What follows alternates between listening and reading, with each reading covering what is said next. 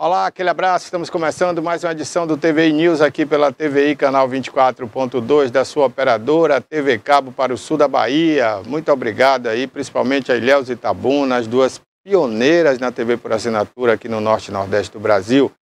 Vocês são privilegiados, hein? Obrigado a essa grande audiência aí de Ilhéus e Itabuna, tá bom? Nós estamos também nas redes sociais, não esqueça, avisa aí para quem não tem a TV Cabo, que nós estamos no YouTube ao vivo e você pode interagir com a gente através do chat. Inscreva-se no canal TVI Oficial, faça parte dessa comunidade gratuito para você no YouTube, hein? Você assiste a programação da TVI inteirinha de graça. Tem também o nosso aplicativo TV Play Brasil na loja de Android do seu celular, tá bom? Lá você vai encontrar um presente da TVI para você, o Jornal à Tarde inteiramente grátis. Daqui a pouquinho vai passar aí no rodapé do seu vídeo algumas das principais notícias de hoje do Jornal à Tarde, tá bom? Aí você confere aí daqui a pouquinho, já vai ver aí as manchetes. Mas você pode entrar lá agora e já conferir, né? Antes até do que a gente aqui, tá bom? É gratuito para você também. Tem também o nosso stream tvplay.com.br, tá de graça para você, não precisa fazer cadastro, é só você acessar lá e entrar e ver a programação da TVI. E este mês ainda vamos colocar conteúdos inéditos só para o stream da tvplay.com.br, tá bom? Olha, o programa de hoje, quinta-feira, né, 4 de abril, traz em destaque aqui para você, prefeito de Ilhéus apresenta candidato, né, à sucessão municipal. Os bandidos fugitivos do Rio Grande do Norte foram capturados. Davidson Cabral Nascimento e Rogério da Silva foram presos agora à tarde. Vamos falar também sobre cacau. Vanusa Barroso, presidente da Associação Nacional dos Produtores de Cacau, vai falar ao vivo aqui no programa de hoje sobre o preço do cacau e também um projeto de lei que vai tramitar em Brasília agora. É um projeto do senador Ângelo Coronel para beneficiar os produtores de cacau aqui do sul da Bahia. O escritor Valdir Souza vai lançar um romance aqui também no programa ao vivo daqui a pouquinho. E no quadro Gente de Vitória, a jornalista Vitória Santana traz mais uma pessoa de sucesso aqui da nossa região para bater um papo aqui no programa. Tudo isso e muito mais a partir de agora aqui no TVI News. A gente começa falando um pouco da previsão do tempo, né? Ontem a previsão deu que ia chover hoje em toda a região aqui, essa chuva não aconteceu, né? Não houve nenhuma precipitação. Sequer nuvens pesadas passaram por aqui. Mas é assim mesmo, né? A previsão do tempo não é uma certeza absoluta, né? Como eu disse ontem, às vezes os ventos influenciam mais e aí carregam as nuvens ou não deixam a nuvem chegar naquele período previsto ali pelos meteorologistas, né? Vamos dar uma conferida então como vai ficar o tempo hoje em algumas das principais cidades aqui do sul da Bahia, amanhã principalmente, né? Porque já estamos chegando aí à noite, então é importante você saber como é que vai ser o dia de sexta-feira aqui na nossa região, né? Cidade litorânea aí, vai dar praia, o tempo vai chover, vai ficar chuvoso, né? Então você fica sabendo de tudo aí a partir de agora com a gente. Vamos conferir aí.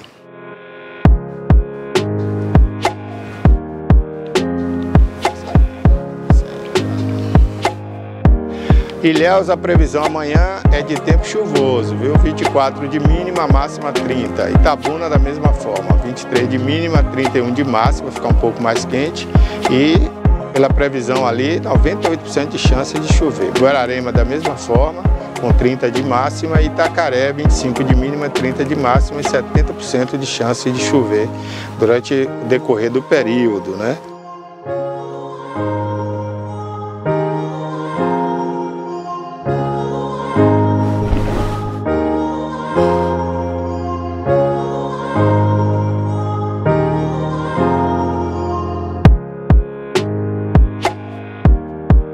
Itajuípe, a mínima vai ser de 23 graus até às 6 da manhã, a máxima meio-dia chegará a 31 graus. Ibicaraí, 22 de mínima até às 6 da manhã, 30 graus por volta das 11 da manhã.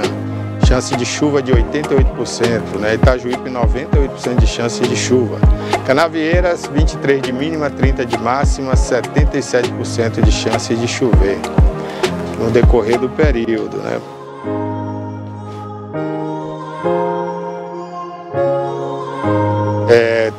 Três serviços de meteorologia, né, dão essa condição aí para a região. Climatempo, o Warner Channel e também o IMET.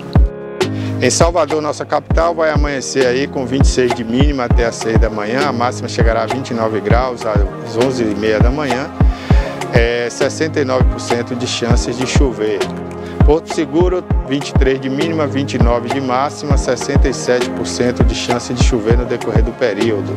Já Vitória da Conquista, 19 de mínima, 27 de máxima e 66% de chance de chover também no decorrer do dia. Olha, agora, hoje, né, quinta-feira, dia 4, nós estamos aqui ao vivo, aqui no Alto das Comunicações, no bairro de Fátima. O céu está, né, claro, com algumas nuvens, né, mas não choveu como a previsão previa aí para hoje, durante o dia. E, segundo o Serviço de Meteorologia, vai continuar assim durante a noite. Muita nuvem no céu, mas não há previsão de chuva para hoje, né? Como você viu aí, amanhã sim tem chances de chover. Então tá aí. O sol se põe, né, daqui a pouquinho às 17h36. Olha, gente, eu queria abrir o programa com a informação triste, né, para você, que faleceu um grande amigo nosso, né, um técnico em radiodifusão, o nosso grande amigo Eduardo que é esposo da Gisele Costa, que fez um programa aqui durante muito tempo, a cantora Gisele Costa, muito conhecida, né, em várias partes do Brasil aí. E o Eduardo foi o grande incentivador da Gisele, né? Além de marido, um grande incentivador, um grande amigo, apoiador e um grande amigo nosso aqui da TVI, né? Eu conheci o Eduardo desde a época da TV Cabralha, né? O Eduardo que foi da TV Aratu, trabalhou muitos anos com várias emissoras de TV pelo Brasil, né? Ele tinha uma indústria também que fabricava torres, né? Para colocar antena de televisão. E sempre foi um grande amigo, né? E um incentivador da TVI, né? Sempre foi um grande incentivador. E a gente ficou muito triste com a notícia hoje da morte do Eduardo. Ele será sepultado amanhã. A família dele, né? Que está no Rio Grande do Sul, também em Salvador, deve vir porque o sepultamento vai ser em Santa Cruz da Vitória, né? Onde mora a família da Gisele. E o Eduardo também morou lá há algum tempo, né? E chegou a ter um empreendimento lá, uma pousada, uma pizzaria, um restaurante, né? E é lamentável, a gente fica muito triste com a passagem do Eduardo. Que Deus o tenha, viu, amigo? Que Deus o tenha em bom lugar. Vá com Deus, vá em paz. E a gente vai ficar com uma saudade muito grande aqui, viu? Saudade imensa. É muito triste pra gente, viu? Todos nós aqui sentimos muito essa passagem aí do Eduardo. Um abraço, viu? E que Deus conforte o coração de todos os seus familiares, dos seus filhos, né? Principalmente os filhos caçulas, os novinhos aí. A gente deseja que Deus conforte o coração deles. E seu também, viu, Gisele? Força aí. Essa hora realmente é uma hora muito dura, viu, amiga? Mas estamos juntos aí, viu? Estamos juntos. Olha, vamos às notícias de hoje, né? O prefeito de Ilhéus, Mário Alexandre, apresentou seu candidato hoje oficialmente, né? Pela manhã, lá na sede da prefeitura. A imprensa local foi convidada, alguns membros da imprensa, né? Blogueiros estiveram presentes. E o candidato do Mário Alexandre trata-se do advogado, secretário de Gestão e Inovação Tecnológica, Bento Lima. Ele é considerado o homem forte do Maranhão, viu? É considerado o homem forte do governo. Bento está sendo, inclusive, investigado pela Polícia Federal, aquela operação Trapaça. Isso por desvio de verba pública no período da Covid. Então tá aí, né, gente? Você vê como é a política, né? A que ponto a política chegou.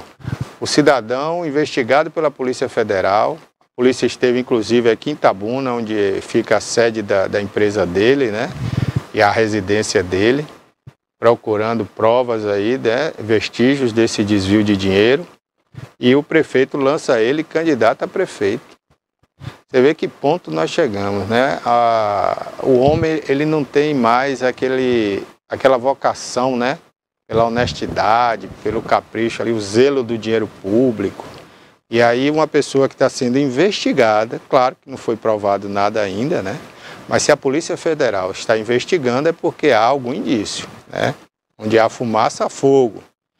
Então, é um elemento que é investigado pela Polícia Federal. E aí vai tomar, se ganhar, né, as eleições, que a gente não sabe, né? O eleitor de Ilhéus é muito diferente. É um eleitor que, mesmo o Maranhão não tendo feito nada, reelegeu o Maranhão.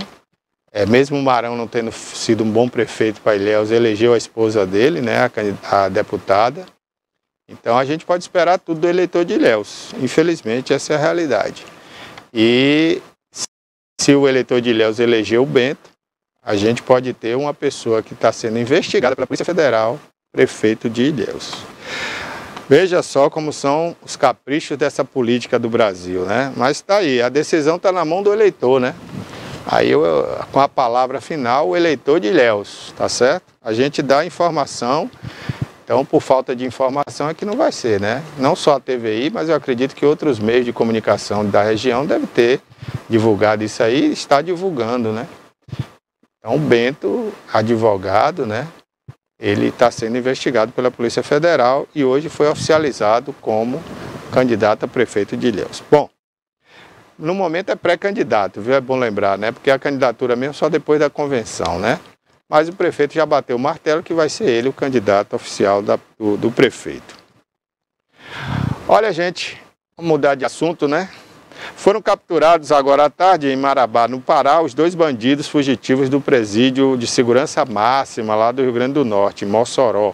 Depois de 51 dias, a Polícia Rodoviária Federal, com a ajuda da inteligência, né, da Força Nacional, os agentes também da Polícia Federal, em carros descaracterizados, né, estava seguindo um comboio de 4 veículos que levavam aí os 2 fugitivos camuflados. Dentro dos veículos, a Polícia Rodoviária encontrou armas e munições.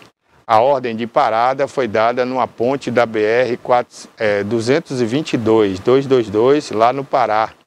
Eles estavam se preparando para fugir para as fronteiras aí da Colômbia, né? Ia pegar rumo aí a outros países. Da Colômbia ia sair aí fora, né? De repente até para outros países. Ou até mesmo ficar na Colômbia, né? A gente só vai saber depois do interrogatório aí dos 2, que a prisão aconteceu hoje à tarde, né? No início da tarde, lá no Pará.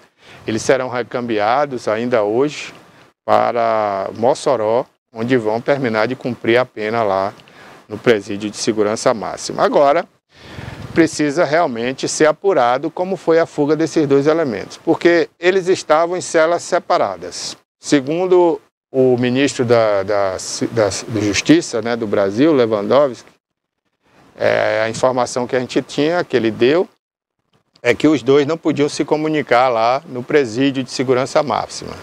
Se os 2 não podiam se comunicar, como é que eles combinaram de fugir no mesmo dia, no mesmo local, na mesma hora, pelo mesmo buraco, cavado na parede, no mesmo lugar, em cada cela, tirado o ferro do mesmo lugar, debaixo de uma pia?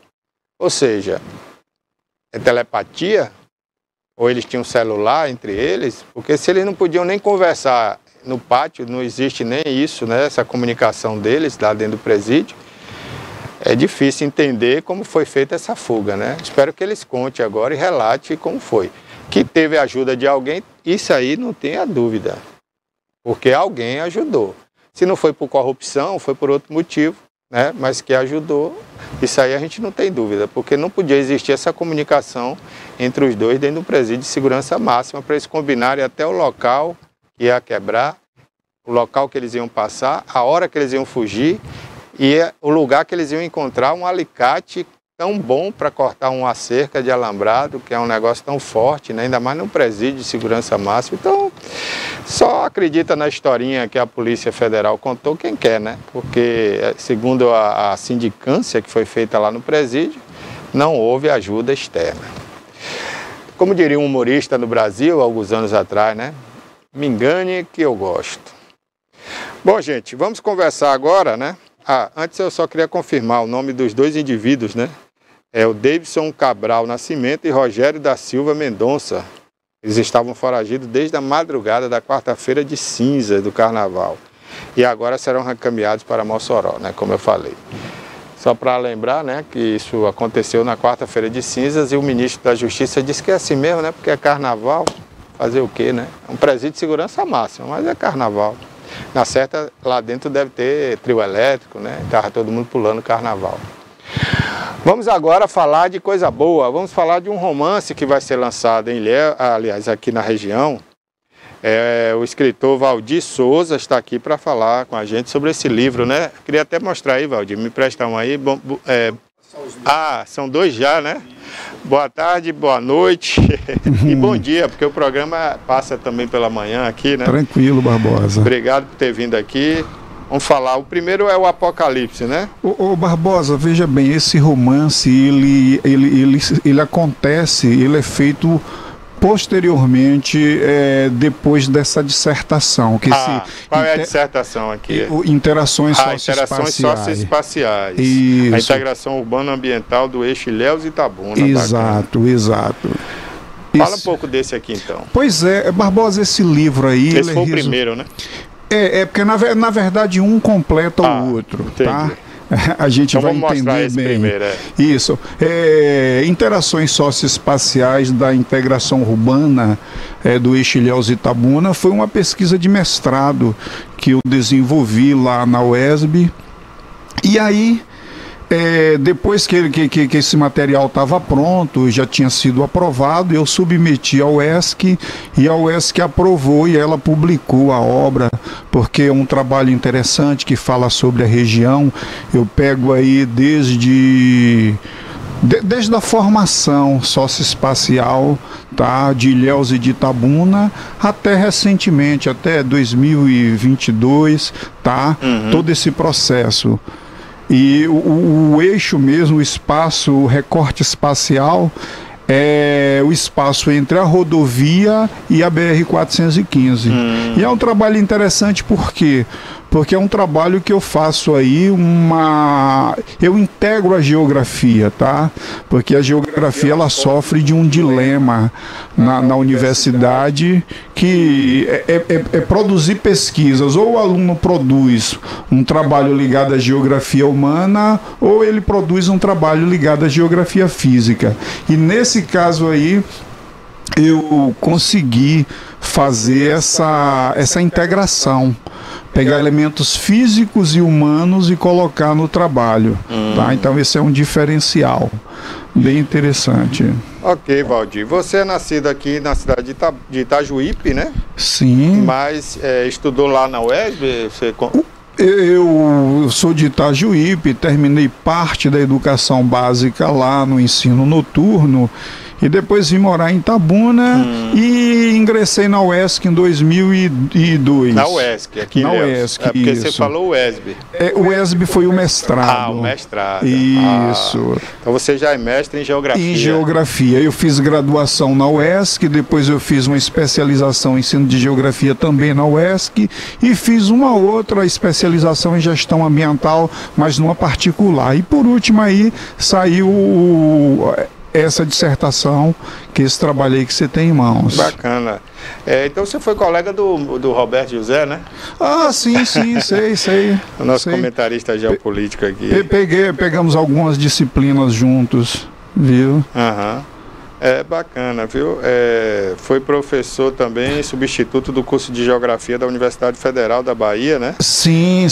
Eu ingressei, na verdade, na educação como professor ainda em 2005. Mas aí a gente, quando está começando, é aquele cursinho pré-vestibular, né? Que é uma parceria do governo com a UESC. E aí eu trabalhei pelos 2 anos no Universidade para Todos. Depois eu trabalhei num contrato lá em Taboquinhas, Itacaré. E aí em 2006 eu tinha passado no concurso do Estado, assumi em 2007. E aí estou até hoje na rede estadual de educação. Mas também tive experiência na educação superior. Eu passei um período na UFBA como professor substituto, quase 2 anos. Trabalhei naquela plataforma Freire, né? Na UNEB, exatamente, lá em Bom Jesus da Lapa. E fui tutor na Unopar e na FTC. Uma experiência boa aí que a gente vai adquirindo. Vai engrossando o currículo aí, né? Pois é, ganhando experiência. Bacana. Então, vamos resumir aqui sobre esse. Então, aqui você fez a dissertação do aspecto espacial e geográfico, né, do eixo Ilhéus-Itabuna. E aí, nessa dissertação, como que você discorre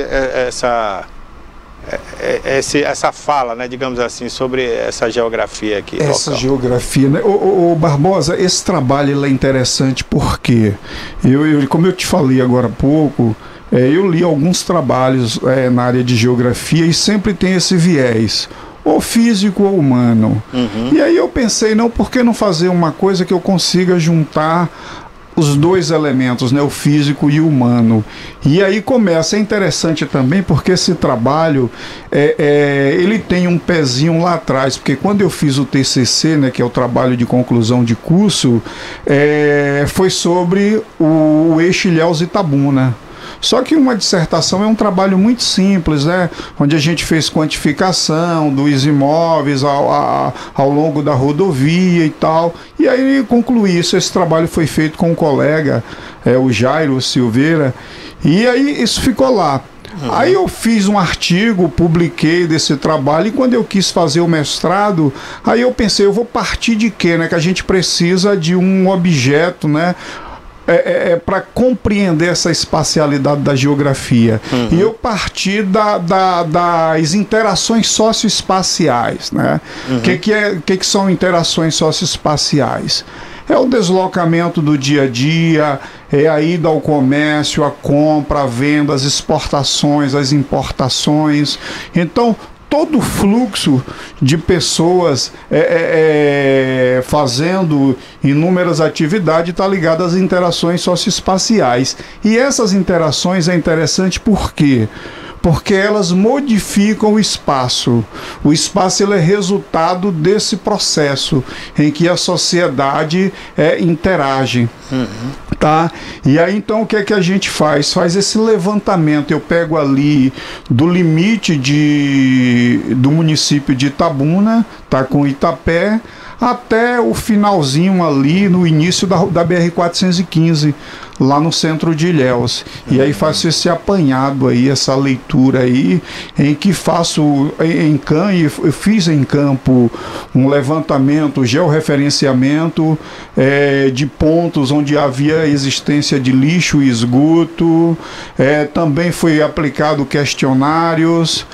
Fiz uma entrevista com uma senhora ali do bairro Vila Cachoeira, porque é uma comunidade de pescadores de que não se tem quase registro sobre a origem do nome e tal como ele se desenvolveu, né? Uhum. E enfim, e aí esse trabalho ele surge dessa inquietação, dessa busca, tá? E aí a gente identifica várias irregularidades, além da disposição de lixo e esgoto ao longo da rodovia e no Rio Cachoeira. A gente faz uma análise também da ocupação irregular de alguns empreendimentos, tá? A exemplo do Cidadele, que ele não respeita aí na época a lei de APPs, né? Que é a lei 12.651 de 2012, que diz que para você construir um empreendimento, se o rio tem de 10 a 50 metros, você tem que colocar no mínimo 50 metros de área de APP, você tem que deixar preservado. E não foi deixado. Aí quando a gente pega as imagens que analisa, a gente vê que o muro do Cidadele está à margem do rio, a menos de 5 metros de distância do rio. Então isso aí é grave, né? Mas lamentavelmente eles aprovaram a implantação do empreendimento. Esse foi um dos motivos até que eu desisti de comprar um lote ali, porque inclusive quando eu olhei a distância do lote para a margem do rio, eu imaginei, né? Eu falei, ó, eu não estava aqui quando esse rio encheu na década de 60, mas se encher aí, vai alagar tudo aqui. E desisti. Aí não deu outra. Quando deu essa enchente agora em 2020, né, a água chegou realmente aonde eu falei ali, né, onde tinha um lote ali que ficava a uns 30 metros da margem do rio, mais ou menos. Pois é, Barbosa, porque ali é o que? É área de inundação, né? Tem que ser respeitada, né? Exatamente. E o pior de tudo, Barbosa, o que é? É que aí em 2021, né, lamentavelmente, a lei de APPs, ela foi, na verdade, amordaçada, né, pelaquela lei 14.285, que foi aprovada em 29 de dezembro. O que essa lei faz, essa nova lei faz? Ela dá autonomia aos municípios para que eles determinem as áreas de ocupação em espaço urbano próximo a corpo hídrico. Aí a gente fica se questionando, quando se tinha a lei de APP em vigor, que tinha um padrão nacional que valia para todo o território, as coisas já caminhavam, né, meio que pela contramão. Aí a gente fica se perguntando, agora que isso é transferido para o município, como que fica a ocupação desses espaços, né? Fica crítico, sem sombra de dúvida. Uma outra questão, a gente faz um levantamento aí sobre o processo de ocupação, a expansão urbana no eixo Ilhéus-Itabuna. E aí o que a gente viu? Que a mancha urbana de Itabuna, a partir dos anos de 1985 até 2021, ela cresce aí cerca de 58%. Tá? E isso à margem do Rio Cachoeira. E isso vai trazer vários impactos para o Rio Cachoeira. É tanto que tem um relato aí, uma citação, que um autor ele diz, olha, o Rio Cachoeira é um verdadeiro esgoto a céu aberto. Ele faz essa afirmação. E quando a gente vai para campo, o que a gente percebe? Tem criação de porcos lá em Nova Ferradas, tem esgoto sendo jogado diretamente no Rio Cachoeira, sem nenhum tratamento. Né? Então o rio ele fica sufocado, e no período de estiagem o que acontece? Aí o processo de consumo de oxigênio ele aumenta e não dá conta por conta da pouca água presente, e aí aquele odor, né, indesejável se espalha pelo centro de Itabuna. Eu morei ali na Rui Barbosa, né, um tempo ali num prédio, e a gente tinha que fechar a porta da varanda às vezes, porque aquele cheiro era ruim, né? Aquele cheiro insuportável. Olha, agora vamos falar um pouco do Apocalipse, Amor e Chocolate, né? Pois é, muito sugestiva a capa, muito bonita.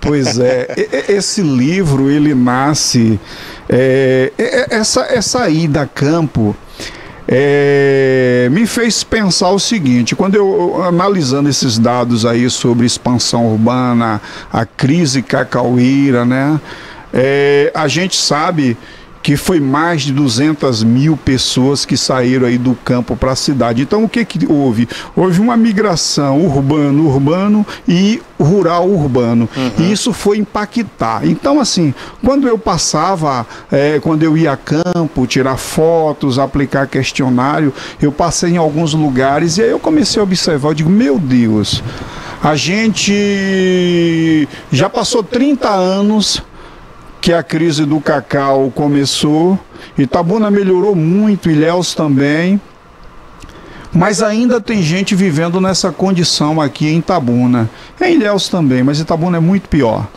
E aí eu comecei a me perguntar o seguinte: isso foi muito, muito, muito pior naquela época quando começou. E aí eu disse, não, isso tem que ser registrado, mas de uma forma que a gente consiga expressar sem a limitação do método científico. Tá, como assim?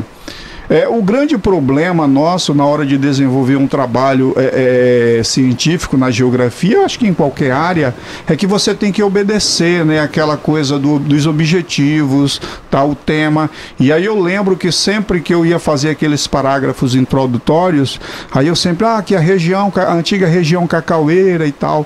Aí meu orientador dizia, mas Valdir, vamos concentrar aqui no eixo Ilhéus-Itabuna, que é seu espaço de pesquisa. Aí eu, tá bom, aí eu dava um jeitinho lá, resolvia. Aí eu lembro que eu estava discutindo, porque nesse livro da dissertação, eu discuto a relação sociedade e natureza. E aí eu lembro que eu fiz uma citação em que eu peguei uma citação lá de Gênesis, capítulo 1, versículo de 26 a 28, em que ele diz, olha, mas Deus deu ao homem o domínio sobre os animais, sobre os répteis e por aí vai. E aí eu coloquei aquela citação. E aí teve um professor lá que gostou e tal, a gente ainda fez um artigo, mas o orientador disse, Valdir, mudou. Aí eu cheguei lá para ele e disse, ô professor, mas e aí? Mas está tão bom, está bem amarrado o conteúdo. Aí ele, para não falar, no final ele acabou falando: Valdir, se você submeter um artigo desse para para qualquer instituição de pesquisa, revista, eles não vão publicar porque tem uma citação bíblica. Eu digo, meu Deus do céu, isso, né? Eu fiquei assim, sabe? Eu digo, moça, a gente não pode colocar. Eu digo, não, mas eu não estou colocando a partir da lógica mitológica. Eu estou pegando como um registro histórico e trazendo para a dissertação. Aí tá, isso aí ficou e tal. Aí quando eu terminei, eu fiz lá aquela arrumação para fazer a defesa da dissertação, mandei para ele, era 12 de outubro. Aí eu digo, sabe, agora eu vou escrever um romance para me pegar essas questões que eu não consegui colocar na dissertação e vou colocar num romance. E aí eu começo, e aí eu pego o quê? Eu pego ali a partir de 1940 a 1990. Eu pego o fim do coronelismo, alguns tabus e tradições que ocorrem na região, tá? A crise, e aí gera uma discussão em torno dessa temática. E é interessante por quê? Porque tem um personagem chamado Mendonça, porque esse livro está em 2 partes, que ele é aquele cara obstinado, patriota, regionalista, que defende os interesses da cacauicultura. É um fictício, né? É fictício. E que quer mudança, ele pensa na verticalização do cacau, ele pensa na diversificação da lavoura, ele percebe que a partir de meados dos anos de 1970, o preço médio do cacau começa a cair, e ele, enquanto neto de coronel, já pensava na mudança, porque ele via que se não gerasse uma mudança naquele momento, a região entraria em crise.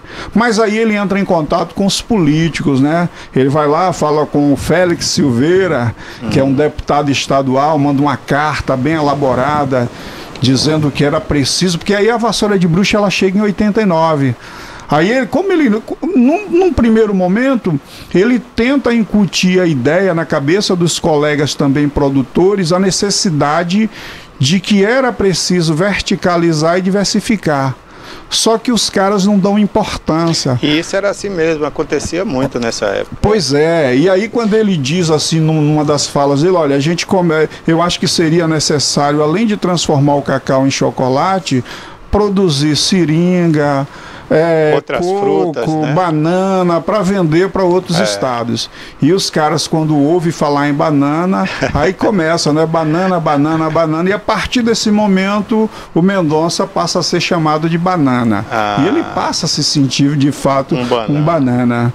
Mas aí ele estuda, ele estuda inicialmente na EMARC de Uruçuca, tá? Ele faz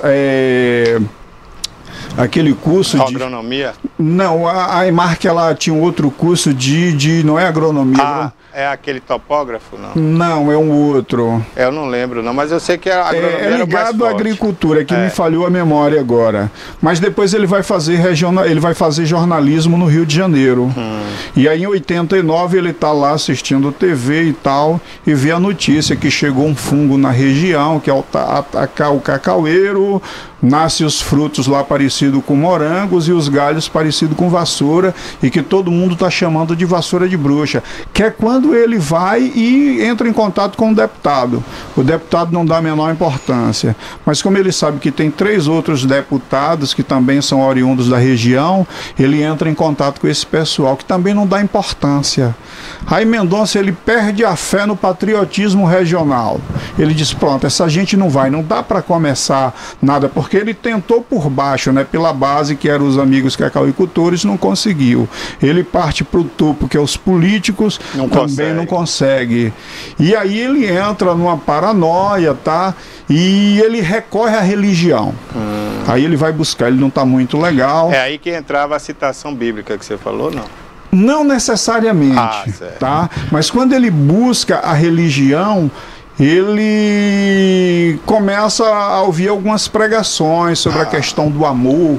Aí tem um pastor lá que diz para ele, fala para ele sobre a tríade da felicidade humana, que seria colocar Deus no topo, o amor e a irmandade. Só que ele percebe que existe uma distância entre o amor pregado e o amor vivido. A realidade. Exato. Uma coisa é a expectativa, a outra é a realidade. Eu não vou deixar você falar tudo, infelizmente, que não dá tempo, e também para não dar muito spoiler do livro, né? Pois é, senão o pessoal não compra. E por falar nisso, aonde é que está a venda para... Olha, eu aconselho muito esse aqui para estudantes, viu, gente?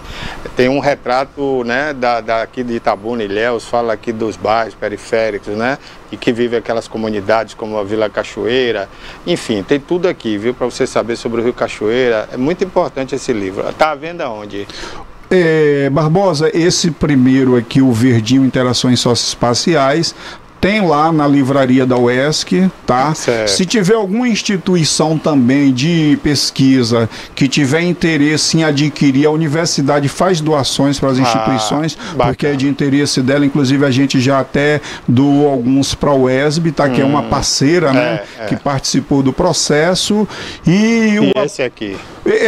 Lembrando também que o Interações ele vai estar sendo lançado na Bienal agora, dia 27, foi bom lembrar, em Salvador, tá? No Centro de Convenções. Esse aqui, né? Isso, esse aí, exatamente. E o Apocalipse, ele foi lançado ano passado, foi publicado pela Via, tá?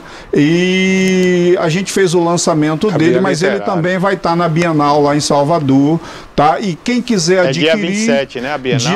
Começa dia 26, vai até o dia 1º de maio. Bacana. Quem quiser adquirir, tanto um quanto o outro, ou pode entrar em contato comigo, eu tenho alguns exemplares disponíveis, tá? Entra em contato através de quê? Pode ser o WhatsApp mesmo, tá? Né? Tá bom. Você quer deixar o número aí? Deixo sim, então, sem problema. Para o pessoal anotar em casa. Certinho. E também na Via Literatura, esse material está disponível. Ok. Esse aí eu vou deixar de presente aí para você. Então depois você autografa aí para mim. Pronto, tá tranquilo. Valdir, muito obrigado. Valdir Souza Santos, a gente conversou aqui com mais um escritor baiano, né, aqui da nossa região. Ele falou da dissertação que transformou em um livro aqui interessante, né, a geografia espacial aqui da região, Ilhéus e Itabuna. Muito bom, eu dei uma olhada aqui rapidamente e achei interessantíssimo. E o romance, né, que ele acabou contando um pouco aí da história e eu fiquei muito interessado em ler, vou ler aí, viu? Então, se você quiser, adquira aí pela internet ou pelo telefone. Deixa o seu número aí, 73991779134. Só lembrando, Barbosa, ele também está na Amazon lá como e-book, tá? E então estou publicando ele como hoje as capa pessoas comum. compram muito livro na Amazon, né? Sem dúvida, sem dúvida. Agora lá é só e-book.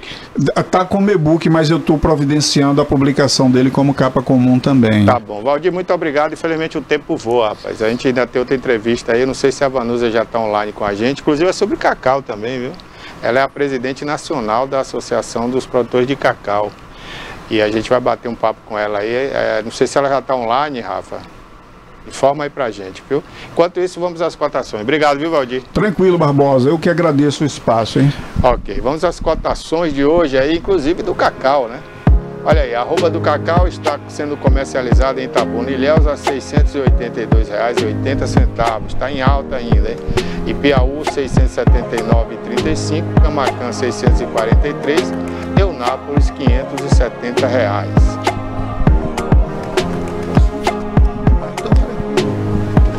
Autografa ali para mim. Arroba do boi, pode. Arroba do boi gordo, 15 quilos, em Feira de Santana, R$ 230. Em Tapetinga, R$ 210. Em Teixeira de Freitas, R$ 210. Já em Salvador, R$ 235. E em Eunápolis, R$ 211,50.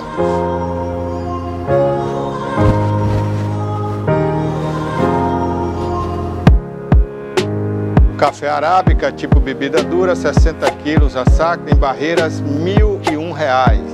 Vitória da Conquista, R$ 980 e Luiz Eduardo Magalhães, R$ 985.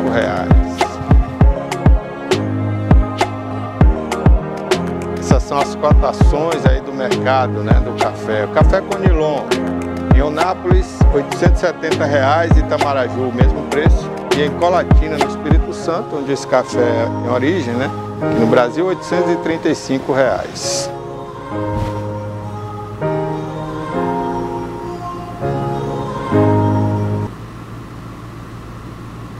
Ok, gente, olha, daqui a pouquinho a gente vai voltar a falar de cacau aqui no programa, né? Daqui a pouquinho a gente vai bater um papo com a presidente da Associação Nacional dos Produtores de Cacau, a Vanusa, né? Vanusa Barroso, que já está online com a gente, né? E a gente vai bater um papo com ela sobre o projeto de lei que vai tramitar em Brasília, né? Já está sendo colocado lá pelo Ângelo Coronel, que é senador aqui pela Bahia, e foi uma ideia aí da Vanusa. E sobre o preço do cacau também, né? Estamos em alta aí com o preço do cacau e infelizmente eu ouvi produtor falando aí que o preço tá bom, mas não tem cacau. Aí eu fico triste, né? Como é que tá bom o preço e a gente não tem cacau? Como é que aumenta essa produção de cacau, né? Então eu vou conversar com a presidente da associação aí para falar pra gente sobre essa situação, né? Já tá online aí, a Vanusa? Ô Vanusa, que bom que você está aqui com a gente ao vivo. Muito obrigado, viu, por aceitar nosso convite. Como é que é essa história, Vanusa? A gente está com cacau lá em cima, né? 8 mil dólares a tonelada, mais de 8 mil dólares lá em Nova York, né? Cerca de 45 mil reais. E a gente não tem cacau, é isso mesmo? É verdade isso? Boa tarde, minha amiga. Boa tarde, Barbosa. Prazer estar aqui no seu programa mais uma vez e obrigada por essa oportunidade. Que história é essa aí, Vanusa? Conta pra gente aí. É assim mesmo? Vocês, produtores de cacau, não tem cacau suficiente para ganhar esse dinheiro agora? Eu fiquei tão alegre que deu essa alta aí. Há quanto tempo, né, o cacau não era valorizado dessa forma, né? Barbosa, nós estamos precisando desse aumento. Esse aumento é um fôlego de esperança para os produtores de cacau, mas realmente não está tendo cacau ainda. A safra, o cacau temporã que fala, né, está um pouco tardio, está começando agora devagarinho. Eu espero que esse preço se mantenha, né, e perdure esse ano todo, é o que a gente precisa, né.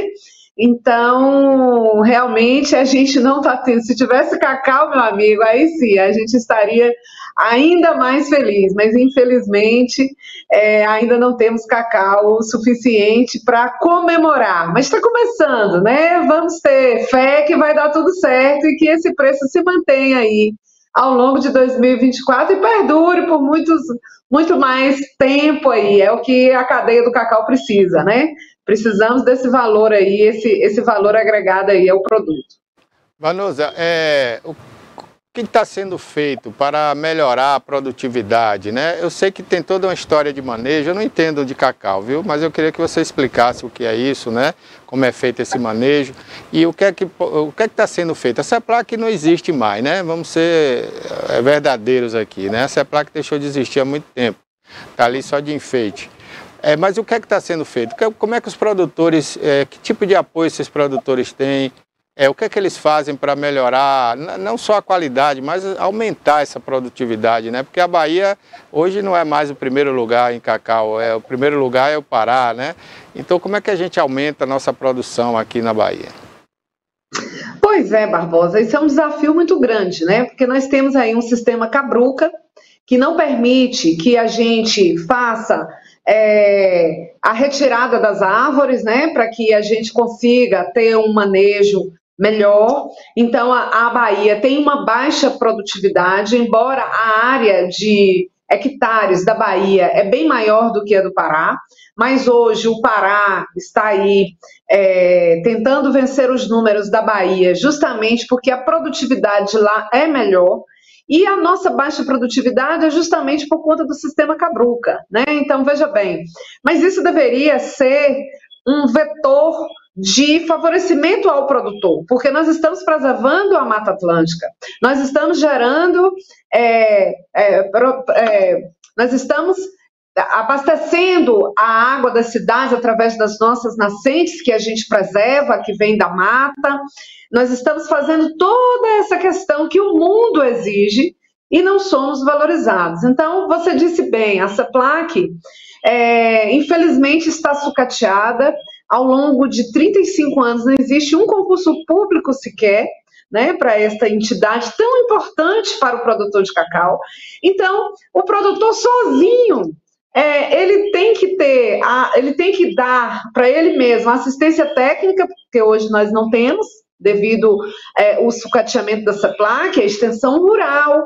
Nós não temos aí a pesquisa da CEPLAC está ameaçada, temos poucos técnicos, né?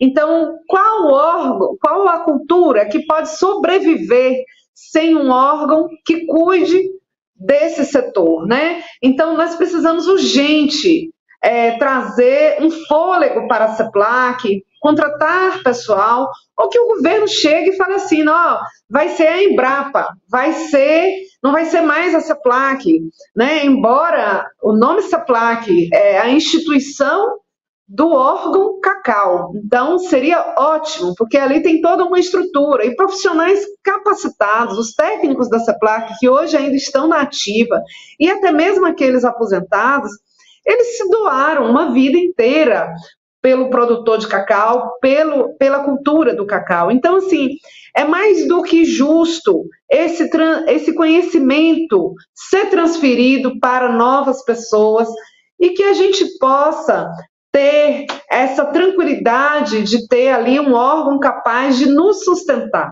porque o cacau só está crescendo, Brasil afora, né? Então, são poucos os estados hoje que não produzem cacau.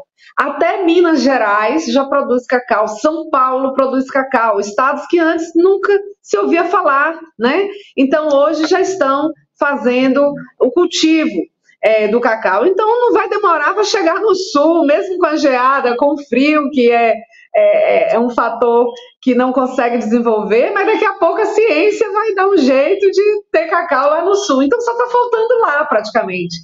Mas aí, o que adianta produzir cacau em todos os estados e não ter um órgão capaz de sustentar essa cultura, né? Então, nós, produtores, estamos nos erguendo sozinhos. Veio a vassoura de bruxa, estamos ali, e aí, vassoura de bruxa já está mais ou menos, a gente já convive com ela, né? Não existe nenhum fungicida que venha a dizimar essa doença, não existe um antídoto, vamos falar assim. Aprendeu a conviver, né? Através dos clones e etc. Porém, a gente precisa desse órgão aí, da CEPLAC, de pé e forte para nos subsidiar. Ô Vanusa, aproveitando, já que você falou aí da nossa prática aqui do sul da Bahia, né, do cacau cabruca, que deveria realmente ser muito valorizado, porque se fala tanto em preservação do meio ambiente, né, e que o produto do Brasil às vezes é rejeitado lá na Europa porque são produtos que vêm da Amazônia, onde estão queimando, que estão acabando. E por que não valoriza o cacau daqui, que deveria ter um preço com valor agregado muito maior, né? Não entendo isso também. Mas vamos lá. Você conhece já o cacau que está sendo plantado no semiárido, né? E também em barreiras? Como é que é? Qual a diferença desse cacau? Como é que é plantar cacau ao sol, sem a proteção das árvores, né? É um cacau melhor do que o nosso ou não? Qual a diferença? É uma novidade, né, Barbosa? Como é algo que está sendo construído, não dá para a gente formatar um conceito sobre isso. O que eu posso dizer é que o cacau do sistema Cabruca, do sul da Bahia, é totalmente diferente, né? Porque nós temos tudo o que o mundo moderno exige, necessita, que é, sem dúvida, a preservação da natureza. E lá, como o próprio nome diz, é a plano sol, né? Então não tem mata. Mas torço para que o projeto dê certo, para que aumente a produtividade no Brasil e que sejamos aí novamente exportadores, né? E que tenhamos êxito de atingirmos um patamar mais alto como produtores de cacau. Nós temos tudo, o Brasil tem tudo para ser o lugar mais correto do mundo para se plantar cacau, porque aqui não tem trabalho escravo infantil, aqui não tem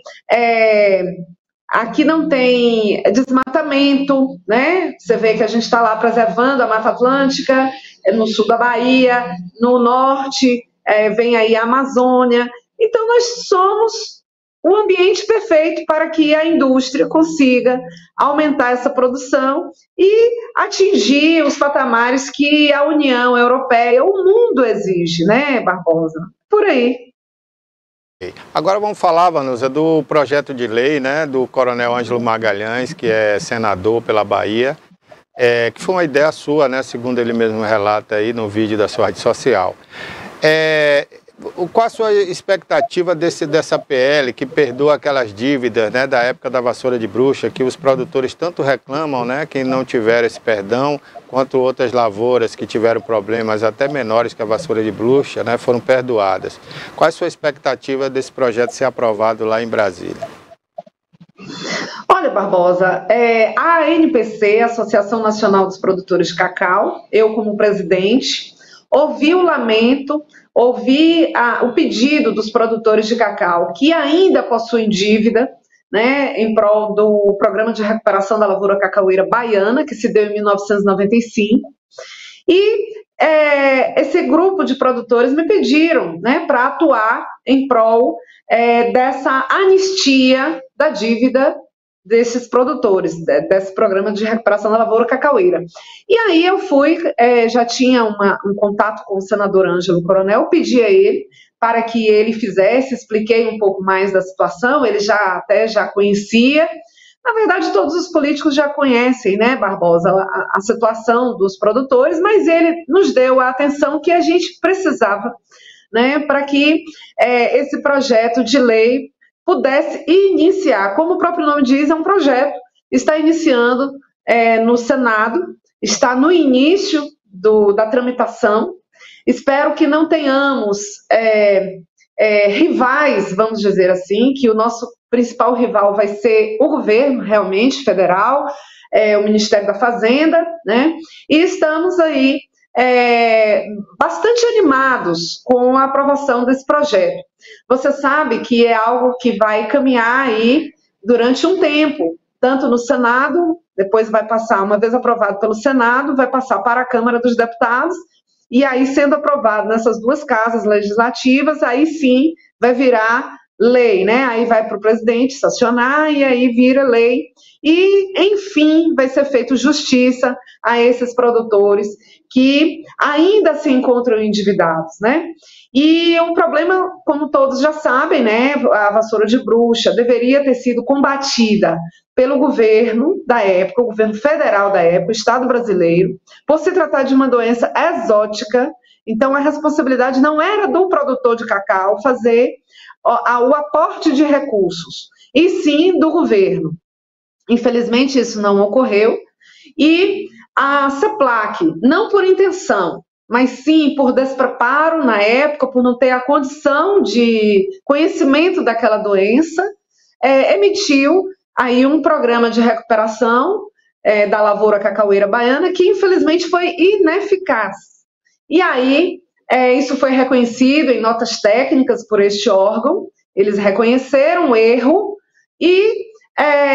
mas aí os produtores já tinham contraído empréstimos, inclusive o Banco do Brasil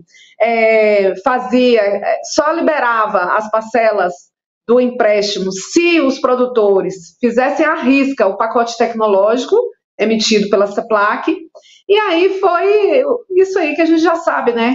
30 anos aí quase de endividamento, é uma dívida impagável. Esses produtores, todos estão na justiça, correndo atrás dos seus direitos, mas como a justiça é lenta, alguns já estão mais adiantados em segunda instância, terceira instância, mas ainda não se resolveu de fato o problema da dívida. Então, esse projeto de lei do senador Ângelo Coronel, ele simplesmente traz a anistia para esses produtores de cacau, e a gente vai lutar para que isso se concretize. Vai ser ótimo para a região, vai ser ótimo para quem já pagou essa dívida, porque abre precedente até de uma restituição dos valores pagos. A região vai mobilizar de forma a quem quiser investir novamente nas fazendas, sem o nome na dívida ativa, na PGFN, poderá reinvestir nas suas propriedades. Ou quem está cansado, quem quiser vender suas propriedades, vão fazer a venda, outras pessoas novas virão e vão gerar emprego, vai gerar renda, vai movimentar o comércio. Isso aí, Barbosa, teria que ser um conjunto, né? Esses municípios que vivem do cacau, que hoje na Bahia são 126 municípios, deveriam estar todos juntos em prol da eficiência desse projeto, para que esse projeto se concretize e se torne lei? Guardar então, né, torcer para que realmente vire lei e que pela primeira vez na história, né, os produtores de cacau sejam justiçados, né, porque realmente seria fazer justiça a eles que passaram por essa problemática aí da vassoura de bruxa. Muito obrigado, Vanusa, por aceitar nosso convite, fico muito grato. E o espaço aqui vai estar sempre aberto, você sabe disso, né? E a gente tem interesse aí, desde o ano passado, né, em realizar um fórum aí de discussão sobre esses temas aqui na nossa região.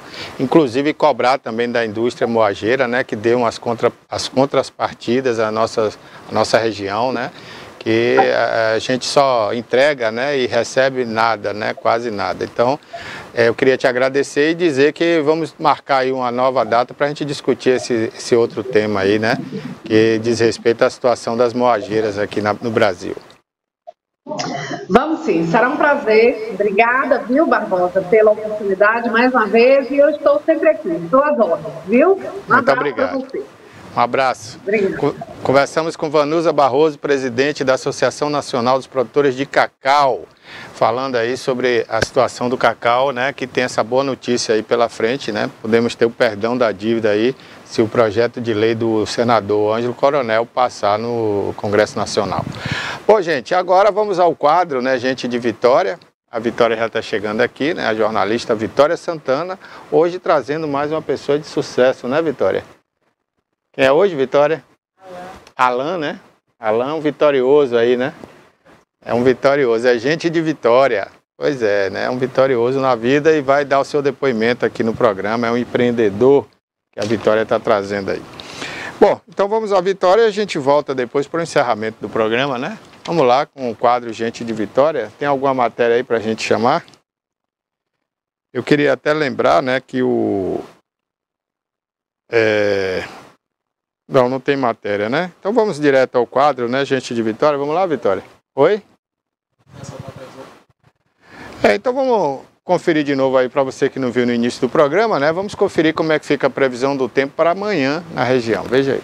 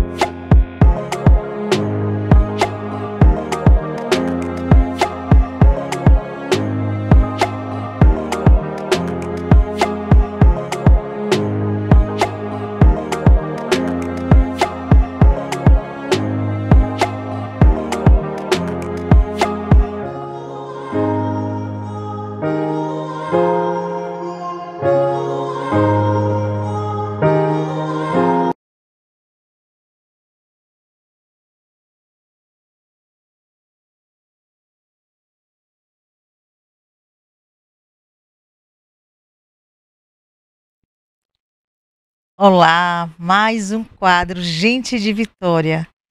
Um abraço para você que está aí na TV e News conosco. É muito bom estar aqui com você neste momento. falando de gente de sucesso, de gente de vitória, de gente que conquista, mas para chegar à vitória tem lutas. É só você ter fé em Deus que você chega aonde você almeja, né? Os seus sonhos. Nós vamos falar hoje, né, com uma pessoa daqui da nossa cidade, um jovem, que ele vai contar a história dele, como ele chegou, né, aonde ele está. Mas nós, às vezes, assistimos, né, alguns programas até de fora da nossa cidade, do nosso estado, e a gente se impressiona com as histórias das pessoas, mas sem imaginar que estamos pertinho de gente que tem muita história interessante, como aqui em Itabuna também. Pessoas que venceram para chegar onde estão. E essa fé em Deus, né, é que nos leva a chegar, a realizar sonhos e projetos. Nós vamos falar hoje com o empresário, né, da área da beleza, é Alan Cássio Novaes. Ele vai contar agora a história dele, como tudo começou na vida dele, como ele chegou até aqui. Nós vamos conhecer a história deste homem de fé, onde Deus preparou caminhos para ele trilhar. Então, Alan, é com muita alegria que você está aqui hoje, né? Conhecendo a tua história, trazendo você aqui hoje. É assim um momento muito especial. Seja bem-vindo no nosso quadro Gente de Vitória. E contar a sua história agora, né? Não só para mim, mas para todos que estão aqui agora nos assistindo, conhecer, né, a história de Alan. Alan, ele é presbítero também, né, da Igreja Assembleia de Deus. Então, nós vamos conversar aqui. Onde é que tudo começou, né, Alan? A gente vai falar primeiro aqui... Tentar resumir, né? Da sua infância, né? Como a gente estava já conversando nos bastidores. Você ali, sua avó que vendia mingau. Como é que tudo começou? Você começou a ter esse despertamento, esse espírito empreendedor, né? Porque você viu sua avó vendendo mingau e ajudando ela, né? Isso. Mas, primeiramente eu quero agradecer a Deus, né? Que Ele é o dono de todas as coisas. A TVI, na pessoa da nossa irmã Vitória, que a gente já se conhece há uns 13 anos, né? Eu quero agradecer a Deus pela vida, pela sua vida, por esse programa. E sei que tudo isso está acontecendo porque o Senhor, Ele prepara todas as coisas, né? Eu sei que eu já fiz alguma matéria com a senhora, acho que foi em 2008, quando eu levei o salão para o centro da cidade. Mas sou muito grato. E falando da infância, eu nasci aqui em Itabuna, em 1979. Daqui eu fui para Belmonte, acho que eu tinha 1 ano, 2 anos, e voltei com 3. Minha avó morava em Belmonte, minha mãe veio para aqui como as adolescentes daquela época, né, que saía de cidade pequena e vinha trabalhar em Itabuna. Itabuna era a esperança do povo dessa região. E minha avó ela botou uma barraca aqui na Juraci Magalhães, ali na porta de Valdemir Andrade, que era chamado naquela época, perto da praça de táxi. E eu vi sempre minha avó trabalhando. E a gente, lá em casa, tem eu e um primo meu que era muito ligado a ela, que nós dois somos, assim, comerciantes. Hoje ele é mascate, ele é mais novo do que eu, 3 anos. Mas, vendo ela ali trabalhando na barraca, ela chegou a sustentar toda a casa com aquela barraca. Ela acordava, dormia pouco. Ela acordava 2 da manhã. E às vezes dormia lá para meia-noite, 11 horas da noite. E ela era uma pessoa que conheceu Jesus. Ela dizia que conheceu Jesus com 16 anos, mas ela foi morar na roça e só voltou com 26 anos, 10 anos depois. Mas ela disse que conheceu e guardou aquela semente. Que mora na roça naquela época não vinha na cidade, né? Às vezes uma pessoa da roça que vinha fazer a feira que era o marido dela, meu avô Simão, que eu não conheci, né? Quando nasci ele já tinha falecido. E quando ela voltou para a cidade com 26 anos, já em 68, ela se batizou. E nunca abandonou a fé. Com toda a dificuldade que a gente teve na época, e a época também era difícil, ela criou a gente no Evangelho, criou os filhos dela e criou também os netos. Eu nasci em um lar assembleiano e ali desde muito criança a gente cantava. Qual era o nome dela? Margarida Francisca Novaes. E a gente foram criados ali na igreja, cantando no grupo de criança. Como eu moro na Rua 20, no Parque Boa Vista, tem uma igreja em frente à minha casa, que é a Assembleia de Deus também. E ali a gente sempre participava das viagens de evangelização, as vigílias nas fazendas. E a gente, você criando uma criança em um lar cristão, às vezes você não percebe a grandeza que está fazendo com aquela criança, né? Além de você ensinar o evangelho, você também ensina com o seu comportamento. E, como eu estava falando com a senhora mais cedo, eu aprendi a seguir o grupo de evangelização muito cedo. Quando eu tinha 14 anos, eu sempre gostei, quando eu tomei uma decisão de servir realmente a Jesus, porque mesmo criado no lar cristão, a gente sabia que tinha que tomar uma decisão com Jesus. E eu tomei essa decisão aos 13 anos. E ali foi um grande mover, tanto na minha vida, tanto na vida da minha família. Mesmo todo mundo sendo crente, quando eu cheguei para Jesus, trouxe um despertamento na minha casa. Chegou um avivamento de uma casa que já era cristã. Eu não sei por que, assim, foi. Acho que foi uma providência de Deus. Minha avó era da Igreja Batista, passou 26 anos. E com o meu despertamento de ter uma experiência com Deus, ela veio para a Assembleia de Deus. E quando ela veio para a Assembleia de Deus, ela cantava no grupo. Ela sempre foi uma mulher paciente, mas começou a ter mais fé. Mas ainda falando lá da infância, ela colocou a barraca aqui em Itabuna, porque lá em Belmonte ela tinha uma barraca e trabalhava no hospital, na maternidade. E nessa maternidade, quando ela veio morar em Itabuna, ela trabalhava só na barraca. E dessa barraca ela é o que teve tudo na minha casa. A gente veio de uma família humilde. Lá no passado, minha avó pescou, lavou roupa.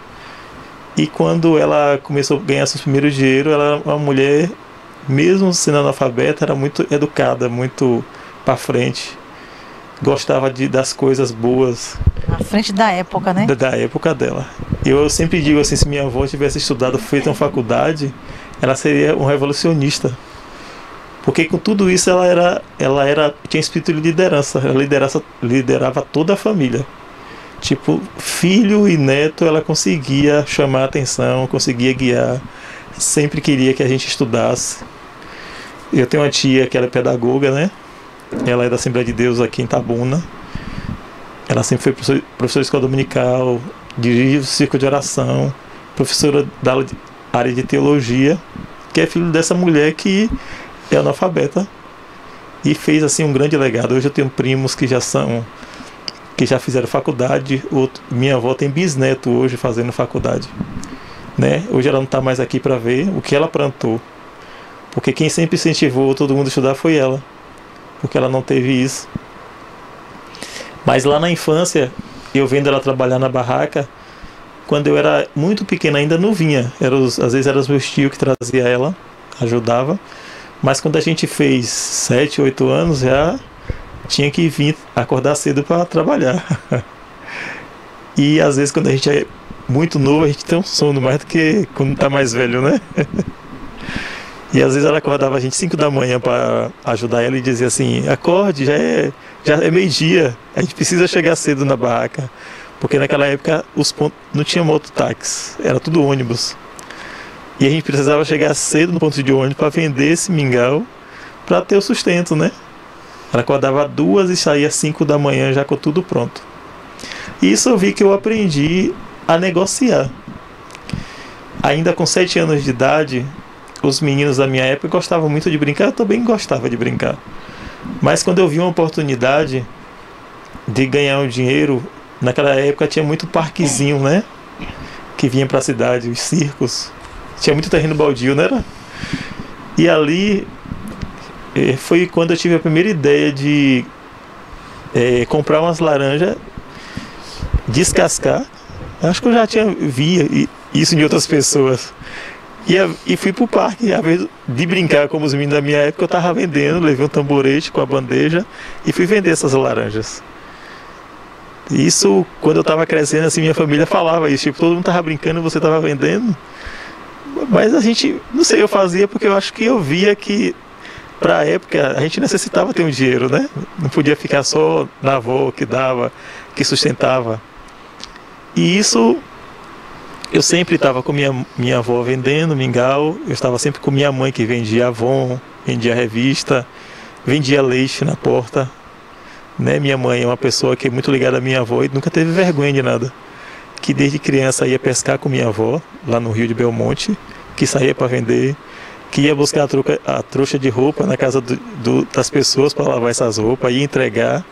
Ela nunca teve vergonha dessas coisas. Hoje ela tem 64 anos, mas é uma pessoa até hoje que cuida de todo mundo assim da família que está precisando, igual a minha avó mesmo. E ali, quando eu, com 7 anos eu vendia, com 9 anos minha avó adoeceu. Ela começou a ter hemorragia.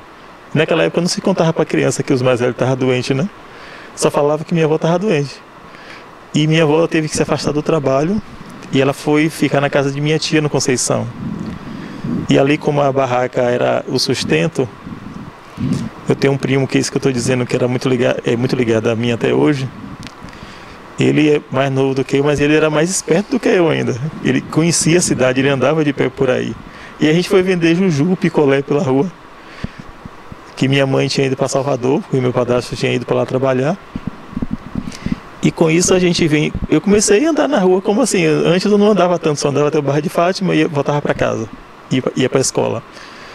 E assim eu comecei a conhecer e comecei a gostar de vender. Então, quando a gente não estava vendendo juju, a gente vendia, que naquela época a pessoa ia na sorveteria, né? E a gente pegava, tanto picolé ia vender, quando voltava prestava conta.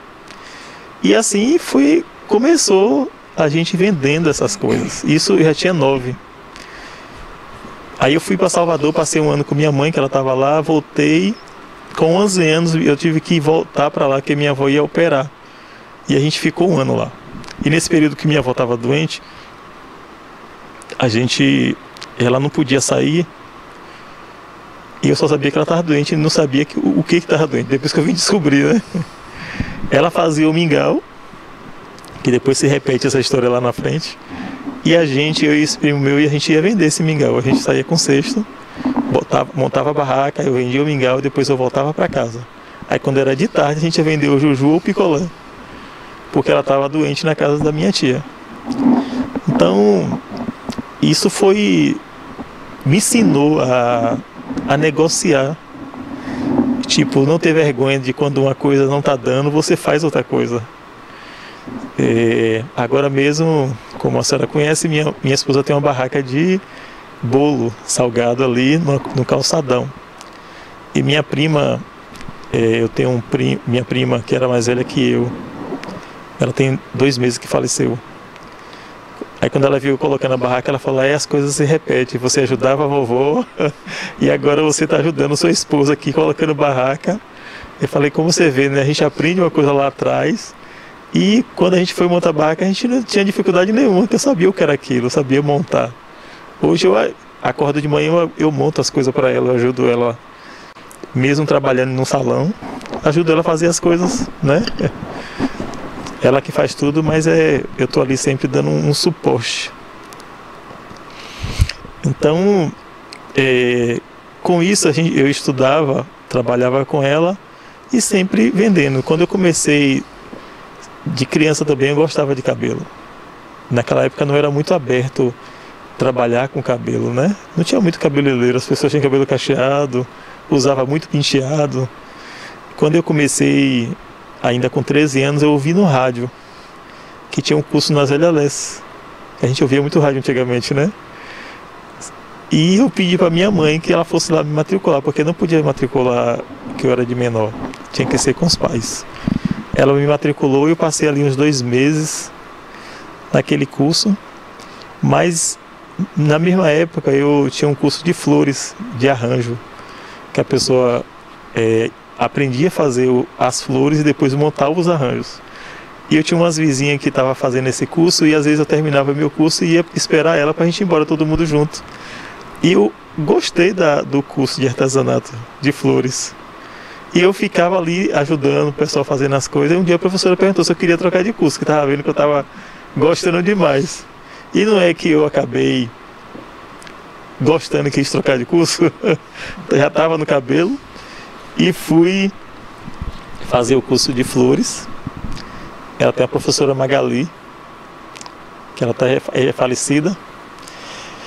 E ali quando eu comecei, eu passei os meus 13, 14 anos, eu fazia flores e fazia arranjo, as pessoas me encomendavam e eu passava a noite trabalhando, fazendo essas flores para dar conta daquilo que eu estava fazendo. Que foi nessa mesma época que eu acabei tendo um encontro com Jesus real, né? Que a gente mesmo nascendo no Evangelho, a gente sabia que a gente precisava tomar uma posição de seguir a Jesus. E eu desde criança dizia, quando eu crescer eu vou ser cristão, porque a mentalidade ainda nossa, não sei se era ensinado sem querer, que parece que o Evangelho era coisa dos adultos. Como eu pensava que era só os adultos porque quando cresce que se batiza, eu falava, quando você crescer eu vou servir a Jesus. Então, quando eu fiz 13 anos que eu fui na igreja e tomei uma decisão de seguir a Jesus de verdade, que aconteceu várias bênçãos na minha vida através dessa decisão. Nessa época foi que eu comecei a fazer o curso de flores e as irmãs da igreja sempre gostavam, eu sempre tive habilidade com os mais velhos, né? Sempre gostei de andar com os mais velhos. E as irmãs da minha igreja, do grupo de visita, gostavam de passar na minha casa para me visitar. E também ver as flores que eu fazia, os arranjos. Então a irmã Nerita, que a senhora conhece, né? Mãe de Clara, irmã Leda, que é uma irmã antiga que já faleceu, várias irmãs pioneiras que assim, hoje já estão com o Senhor, mas que me ajudou muito na minha adolescência, na minha caminhada em oração, de fazer visita. E isso estimulou esse lado de quando eu era criança que acompanhava as vigílias. Logo eu comecei a ir para a rua com o grupo de jovem. Eu era um jovem tímido. Mas como eu era tímido, mas eu queria ir para a rua evangelizar. Então eu ficava perto de alguém que gostava de conversar e eu entregava os folhetos. Como eu não sabia falar muita coisa e tinha vergonha, né? Adolescente tem vergonha das coisas, né? E eu estava naquela fase de adolescente, 13 anos. Então eu falei, eu fico perto de alguém que conversa e eu acabo fazendo a obra de Deus. Então foi assim que a minha trajetória no começo cristã. Você até a adolescência, né? Chegando nesse ponto da sua adolescência, aí você vê como a importância de ensinar as crianças, né? É um caminho, né? Um caminho a gente que deve andar, vendo né? sua história, Alan, a gente vê que muitos jovens hoje, pelas dificuldades, estão indo para as drogas, estão morrendo cedo. E você teve tudo, não é? Eu digo assim, se não fosse a sua avó, hoje você lembrando desse legado da sua avó, hoje é uma homenagem a ela também, né? Amém, obrigado. A história dela, a vida dela, o esforço dela para poder sustentar a família com a barraca de mingau, né? Isso. E trazer você para trabalhar. Então hoje a gente traz essa reflexão, é muito interessante a gente trazer também essa reflexão, trazer, né, esses assuntos para a gente às vezes ver tantos jovens nas drogas. Então é mais uma questão mesmo de estrutura familiar, né? É mais uma questão de ter pelo menos uma pessoa na família que esteja uma cabeça ali em pé, estruturada, que diga, vamos gente, vamos trabalhar, bora colocar aqui uma barraca, vamos fazer alguma coisa, vamos meninos trabalhar, e colocar os meninos cedo para trabalhar. Isso é importante. E eu mesmo. acho que é o caminho para fazer bons cidadãos, não é? Isso. Né, Alan? É. Então, como você viveu ali entre tantos coleguinhas seus, você já tinha um pensamento, não, eu quero ganhar dinheiro. Enquanto eles brincavam, você dizia, não, eu vou vender a laranja. Então, essa reflexão de você poderia ter perdido seu foco, mas estava ali sua avó, que estava ali ensinando, até seu primo também, não só você. Bora trabalhar, os meninos, bora colocar aqui, vamos caminhando. E aquela mulher ali levando, né? Uma mulher que não estudou, mas tinha uma sabedoria incrível, né? Muito, né? Então, hoje você é o que você está aqui, né? Você hoje é um grande profissional na sua área, casado, tem uma filha, né? É presbítero, né? Da Igreja Assembleia de Deus. Todo o caminho que você trilhou para chegar até aqui é porque você teve uma base, você teve um suporte. Então é muito bom a gente trazer, né, isso e mostrar que é importante o trabalho, colocar os jovens, né, para trabalhar, alguém da família ter esse posicionamento e também a igreja, não é? A igreja, levar para a igreja, levar para os caminhos do Senhor. E a igreja realmente ela é de grande importância. Às vezes eu comento que quando você tem uma igreja com uma boa liderança, tem adolescente que se apega tanto a isso que às vezes ele não quer obedecer os pais. Mas na igreja ele se apega e obedece, né? Grandes valores da família eu aprendi com minha família e também com a igreja. Porque assim, na família você aprende oralmente, ouvindo, né? Que deve fazer tal coisa. Mas na igreja, com a base da palavra de Deus, você está na escola dominical, você aprende que você tem que ser, e você aprende na palavra que está escrito que você tem que ser. E eu sempre, na adolescência, eu sempre gostava de comprar livros. Eu sempre gostei, em uma época que livro era caro, mas eu comprava livro para ler. E eu sempre, uma coisa que me chamava a atenção era a família. Deus sempre me levou a comprar livro que falasse sobre ser um bom marido, como deveria tratar a esposa, como a mulher deveria agir como os filhos. Eu assim, não sei por que eu gostava de ler essas coisas. Eu acho que por querer ter uma família baseada na palavra de Deus, eu gostava de ler sobre família. Né? Se você chegar hoje na biblioteca, hoje tem vários livros, e são livros mais antigos, né? Que, tipo, no período de 93, 2000, eu já comprava literatura, né? Tipo, as coisas da CPAD, revista Escola Dominical, livro, sempre estava ali me estruturando para Deus me dar uma família segundo o coração dele. Não que em família não venha, às vezes tem uma falha, mas hoje eu tendo uma filha de 11 anos, eu percebo que o exemplo fala muito. Como a gente conversou mais cedo, que eu falei assim, ela tem vezes que ela gosta de coisa que a gente não ensinou. E ela fala que gosta daquilo. Mas eu vejo que são coisas que a gente gosta. Mas sem querer a gente passa esses valores para ela, né? Ela é uma menina comportada. Pra gente que crê nos dons espirituais, Deus já me falou que ela seria uma menina missionária, que escolheu ela desde o ventre. E tudo que a gente vê, ela é muito dedicada realmente à palavra de Deus, mesmo sendo nova. Ela é muito já rege grupo, já saiu para evangelizar. Quando ela nasceu, eu e minha esposa, na realidade em 2008, eu tinha acabado de fazer 28 anos. Na igreja eu sempre trabalhei em departamento, participei dos departamentos. Mas com 27, Deus começou a falar comigo que eu precisava abrir uma obra no Parque Boa Vista.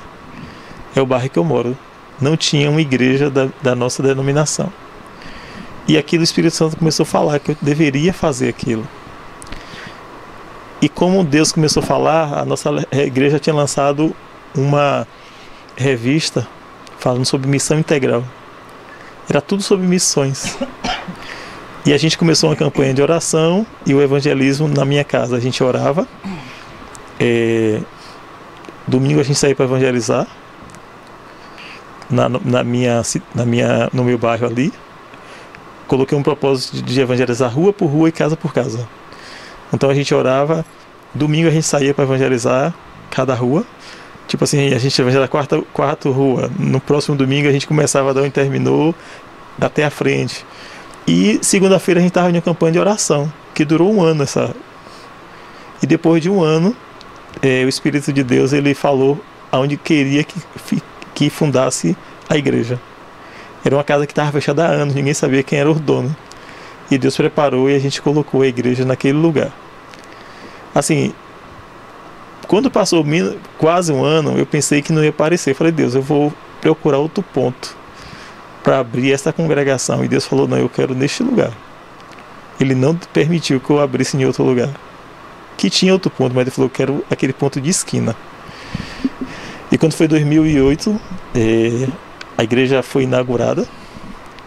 E ali eu vi grandes bênçãos, pessoas sendo salvas, criança crescendo ali no Evangelho.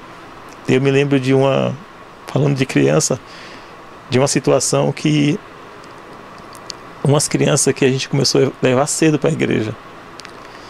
E a avó dele, a bisavó, ele era de outra religião, né? E ela não levava os meninos. E os meninos começaram primeiro a ir para a igreja. E um dia ela convidou os netos, depois de 3 anos depois, por aí, para os meninos ir em uma religião uma religião que era contrária ao que a gente aprendeu na palavra de Deus. E convidou para os meninos ir, e os meninos falaram assim, eu não quero ir, eu não gosto disso. Aí eu lembrei que tia Jo, que trabalha com criança, falou, o coração da criança é de quem chegar primeiro. E aquelas crianças que estavam ali, que estavam sem esperança, tinha criança que era muito pequena e revoltada, porque não era criado com a mãe, que a mãe teve que ir embora, largar eles com a tia. E quando esses meninos chegaram na igreja, o coração deles mudaram. Eles gostavam de ir pro culto, eles gostavam de ficar perto de mim. Tinha uns que tinham até ciúme, né? Se outro chegasse e sentasse perto. Aí eu chegava na igreja e botava todo mundo perto de mim sentado, que era a garantia deles ficar na igreja. E isso, eu vi uma geração crescendo na presença de Deus. Pessoas que eu vi criança entrando na igreja, e quando eu saí assim, 5 anos e meio depois, pessoas já estavam quase jovem e estava lá na presença de Deus. Então você às vezes, com a palavra, você consegue libertar uma geração, né? Para não cair no erro. E a importância da gente obedecer a Deus quando Deus fala assim, faça tal coisa, né? Essa é uma das bênçãos que eu tenho para contar, assim, que são muitas, sobre essa questão de evangelismo e de obedecer a palavra de Deus quando Deus fala assim, faça tal coisa. E muitas vezes eu fui, não que não tenha luta, que mesmo Deus falando as coisas tem luta, mas o resultado é a vitória. Não pode desistir, né? Não pode desistir. Porque depois daquilo ali vai vir a bênção, vai vir a vitória, vai vir o renovo, não é? Isso. Vem tudo que o Senhor preparou para entregar para nossas vidas, né? Alan, vendo você, né? Às vezes a gente passa pelas pessoas, muita gente pra lá e pra cá, né? Aquela multidão. Então, em meio às multidões, tem sempre histórias, né? Sempre histórias, sempre gente ali que está num caminho para chegar a uma vitória, né? Vencendo dia a dia dificuldades para chegar a um propósito. Deus fazendo aquele caminho daquela pessoa, né? E você é uma dessas pessoas iluminadas. Amém. Iluminadas, né? Ouvindo você, ouvindo a sua história, da sua garra, né? Do seu jeito, né? Que você se empenhou, né? E acreditou, né? Em você também. Acreditou primeiro em Deus, depois em você.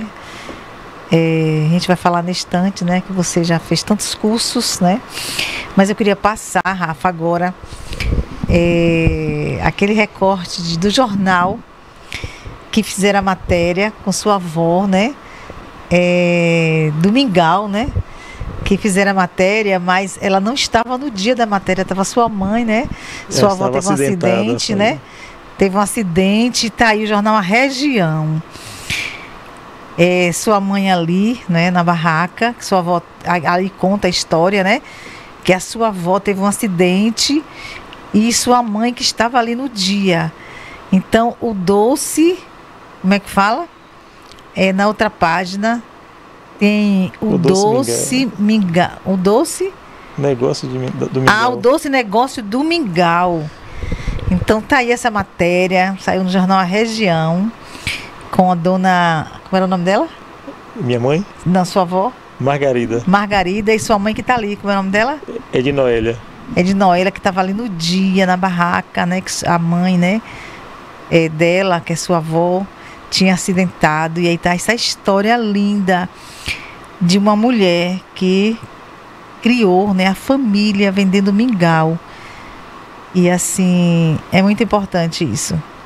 Essa mulher deixou história, como muitas mulheres deixaram um legado aí, que começaram com um pequeno negócio, né?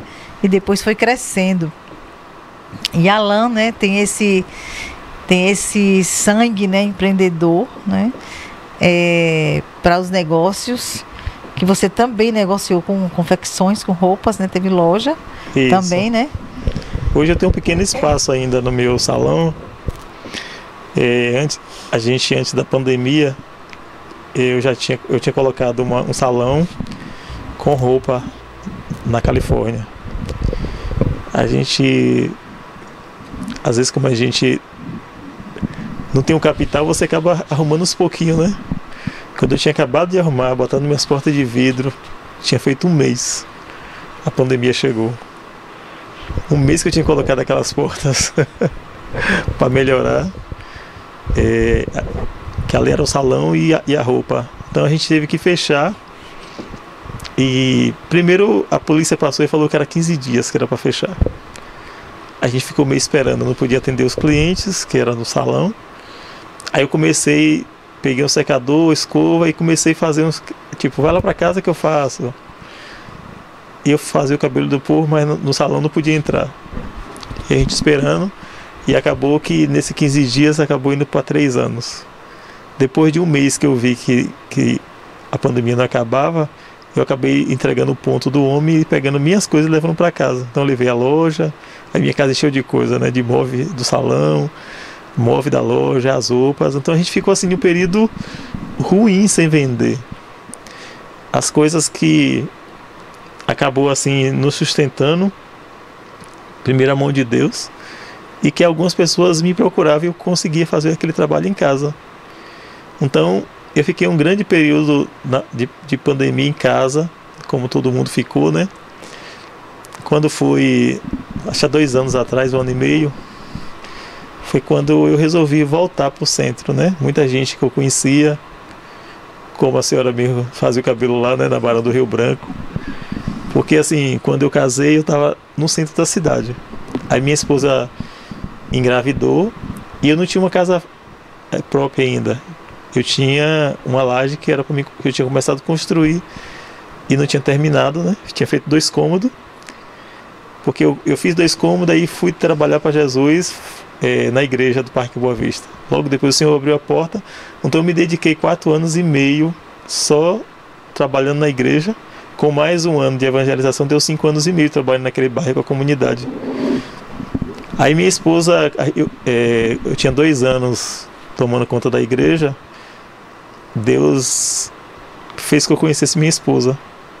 Porque assim, 10 anos antes, né, voltando um pouquinho, um dia eu sempre falava para Deus o jeito de uma mulher que eu queria. Uma mulher crente, usada por Deus, obediente, que obedecesse a Ele primeiro, né? Então quando um dia Deus usou uma pessoa e falou assim, você me usou em profecia e falou assim, aquela mulher que você quer daquele jeito que você pediu, eu vou te dar. Mas eu vou te dar você trabalhando para mim. Quando você estiver no meio da obra trabalhando, eu lhe dou. Isso passou 10 anos. Fui trabalhar para Jesus. Acabei me esquecendo. E quando eu estava na congregação com 2 anos, eu viajei para Pernambuco e conheci minha esposa. Minha futura esposa, que hoje é minha esposa, né? E Deus falou assim, é essa moça que eu preparei para você. Deus usou uma pessoa lá, quando eu cheguei, falou que ele me levou naquele lugar e que tinha uma bênção da parte dele para minha vida. No outro dia eu conheci ela e Deus abriu a porta, em 7 meses a gente estava casando. Logo ela veio trabalhar comigo na obra, né? Acabou virando um casal missionário. E ali depois... Diz que Deus apresenta pessoas com propósito, né? É. Não é? Ele apresenta projetos, né? Propósitos. Isso, assim, mesmo a gente casando e tal, a gente passou por muita coisa difícil, né? Como todo mundo passa. A gente casou, teve pandemia, teve isso, quebra no país, então a gente também sofre com isso. Mas a gente foi muito sempre dedicado à obra de Deus. Quando a gente estava no Parque Boa Vista, cuidando da congregação,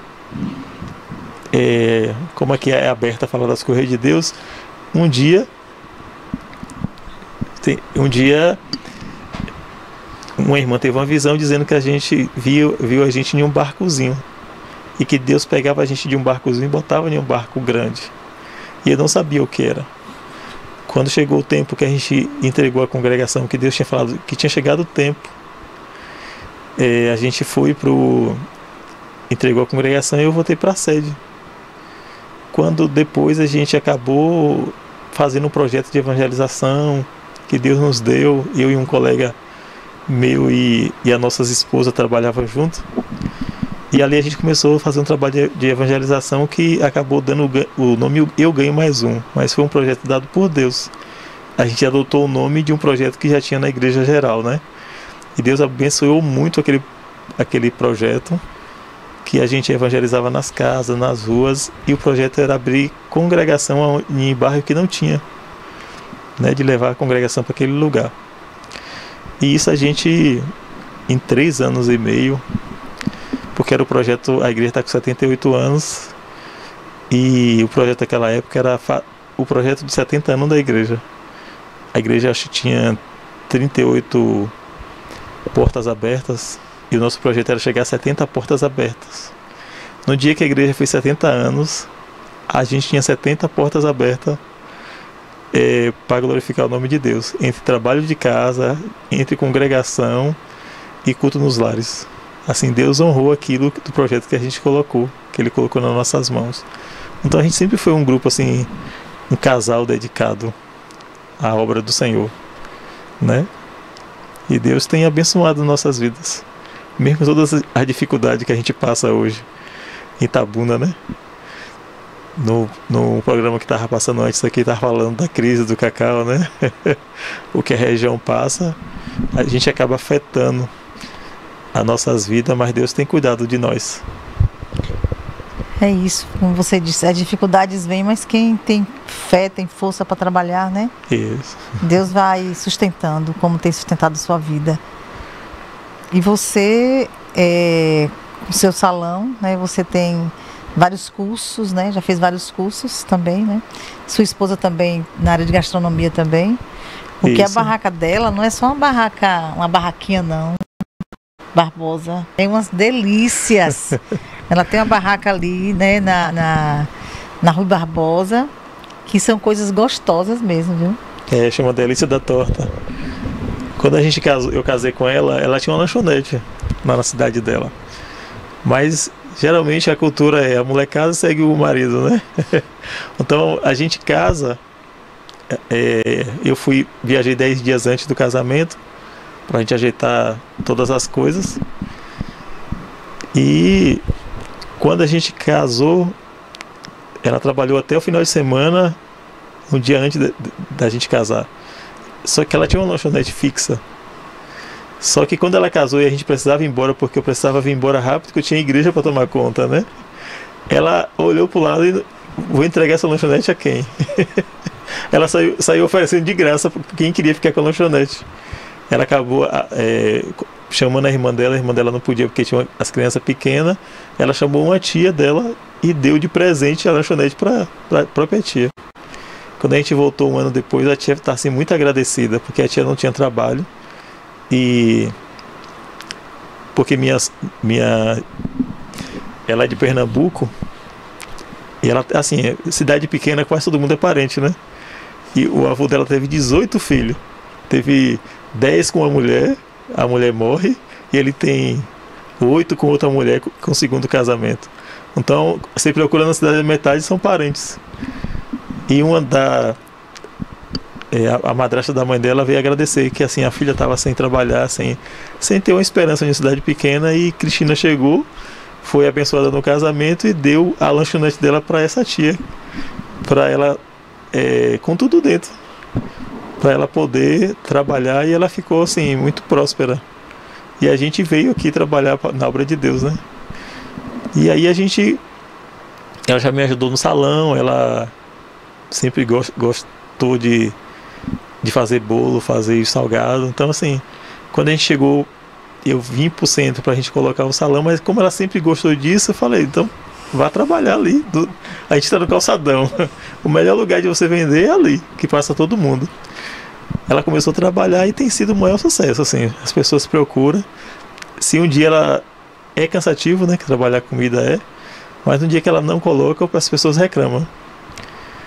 Já se acostumaram, né? Já acostumou. Ela faz faculdade também, né? Ela faz faculdade. De que ela faz? Ela faz interdisciplinar em humanidade. E você? Eu estou fazendo produção cultural. E assim, eu fui abençoado por Deus nessa área há 20 dias atrás, que consegui essa vaga. Nessa dificuldade toda de trabalho, de luta, eu sempre queria fazer faculdade, mas ainda não tinha conseguido entrar. Às vezes pensava em fazer um particular, mas às vezes eu não gosto muito de coisa à distância, eu gosto de estar perto, né? Quando foi dessa vez, o Senhor abençoou com essa vaga, e eu estou lá há uns 20 dias estudando. Às vezes eu falo assim, duas dificuldades, uma dificuldade para entrar e outra para sair, né? E eu tenho já orado a Deus que Deus me ajude a sair de lá no tempo certo. E a gente trabalhando no salão, eu trabalho com cabelo, né? Eu sempre me dediquei a fazer cursos, gosto de fazer curso mesmo, na área de cabelo, área de estética, porque além de ser cabeleireiro, eu sou massoterapeuta, né? Trabalho com massagem, trabalho com design de sobrancelha, limpeza de pele, são áreas que eu gosto. Então, como eu gosto, eu procuro sempre estar atualizado. Sempre viajo para São Paulo, eu sempre preparo uma viagem. Eu sempre estou. Esses dias eu fui para Belo Horizonte fazer engenharia em curtinhos, de cabelo curtos, com o Gi Novaes, um cara assim muito respeitado na área dos cabelos curtos. E estamos ali, trabalhando, correndo o dia inteiro, né? Ô Alan, sobre esse mercado informal, né? Que ela ali naquela rua, né? Na Rui Barbosa, onde tem mais pessoas, né? Que tem ali aquelas barracas, empreendedores, né? Que estão ali. O que é que você acha? O que é que falta? O que é que você acha que falta de incentivo, né? Da prefeitura para vocês que estão ali nesse mercado informal? Você acha que precisa, né? Que eles ajudem mais vocês? Que haja mais assim um empenho da prefeitura ali, uma organização naquela rua, porque é uma rua muito movimentada ali, né, na Rui Barbosa, né? É uma rua assim, além do movimento, as pessoas que vêm de outra cidade acabam passando por ali, né? Minha esposa, ela tem muito cliente que vem de fora, que vem se consultar. Assim, eu já ouvi sobre o projeto que a prefeitura quer colocar as barracas arrumadas ali. O ano passado era mais assim, cada um estava mais fora do lugar, eles demarcaram os lugares para cada um ficar no quadrado, né? Assim, já deu uma melhor organização, mas eu vejo que, como é centro da cidade, precisaria dar mais uma organizada, tipo, ficar mais padrão, né? Às vezes você vê em outra cidade gente que trabalha com artesanato, alguma coisa, geralmente eles têm um espaço, né, que mais organizado pela prefeitura, e ali, mesmo tendo melhorado essa parte do espaço, eu acredito que se conseguir colocar esse projeto em pauta, né, que eles já passaram falando que queria fazer, botar as barracas padrão, que melhoraria muito para o pessoal. né?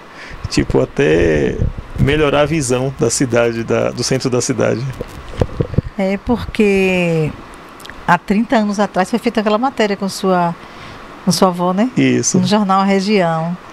E na matéria fala que deveria ter aquele lugar das pessoas que vêm de mingau, não é? O cantinho do mingau, aquelas barraquinhas separadas, né? Que até seria para uma coisa mais até turística também, né? Da cidade, não é? Que acabou ficando só no projeto. Só no projeto, é. Então fala nessa matéria, 30 anos atrás, né? Quando o Jornal Região fez a matéria com sua avó, fala sobre isso, que poderia ter o lugar do mingau, do acarajé, né? A sua esposa que tem essa área de salgados, de bolo, para as pessoas estar ali naquelas barraquinhas, para as pessoas que vêm de fora, né, Barbosa, já saber onde está aquele cantinho ali, né, do mingau, porque o mingau é uma coisa tradicional que tinha aqui em Itabuna, gente que não sei se ainda existe, né, ali perto da rodoviária, que as pessoas iam ali comer mingau com pão. Ali, né, na rodoviária, de pai para filho. Eu acho que naquela matéria ali passa até sobre a questão do centro comercial na época, de Lourdes, que morreu, que era atrás da Cesta do Povo, e minha avó. Lourdes do Mingau. E sua avó, que era tradicional também. Isso. O jornal até fala que deveria honrar sobre essa questão, porque é uma cultura de negro, né, de índio, que a gente tem na nossa região, que os mais velhos às vezes vai morrendo, e os mais novos já não sabem mais o que é o mingau de milho, de tapioca, né? Então, assim, quando minha esposa hoje, ela faz os bolos confeitados, mas ela também faz de tapioca, com leite condensado, e o pessoal gosta muito. O pessoal às vezes passa, e o de puba, principalmente os mais velhos que gostam desse bolo. As pessoas passam só para comprar esse bolo de puba, que eles falam que não encontram mais na cidade, né? De achar um bolo de tapioca, um bolo de puba, que é uma coisa que quando a gente era criança a gente via muito fazer. Se fazia também muito em casa, né? De aipim, né? De aipim também. É o bolo de aipim. Isso. Ela, sim, de vez em quando ela faz, mas o de puba ela faz todos os dias de tapioca. Então são comida nossa que a gente precisa manter a cultura, né? E não deixar se perder. Alan, você com 44 anos, você me falou, isso. Jovem, já passou por uma etapa da vida, né, Barbosa? E eu acho interessante os seres humanos que eles conseguem vencer, né? Aí eu fico todo dia ali, o dia a dia, você chegar até aqui, né, vencendo, e chegou, né?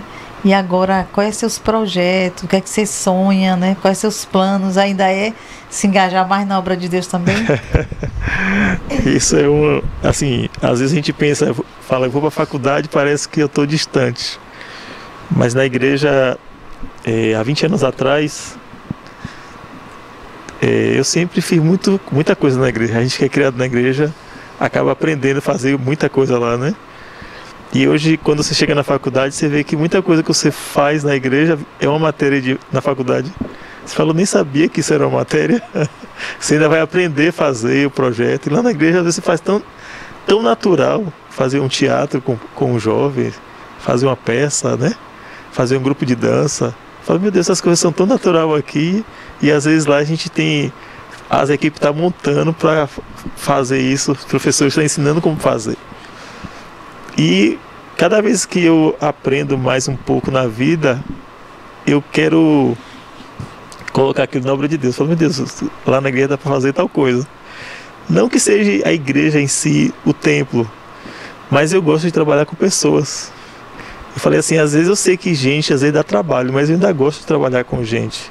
Eu gosto de ver gente com a vida transformada, eu gosto de ajudar pessoas, assim, eu gosto de conversar. Tem gente que acaba dizendo assim, se você sair daqui para ir ali, você conversa com 10 na estrada. Eu falei, não é eu que conversa, é o povo que conversa comigo.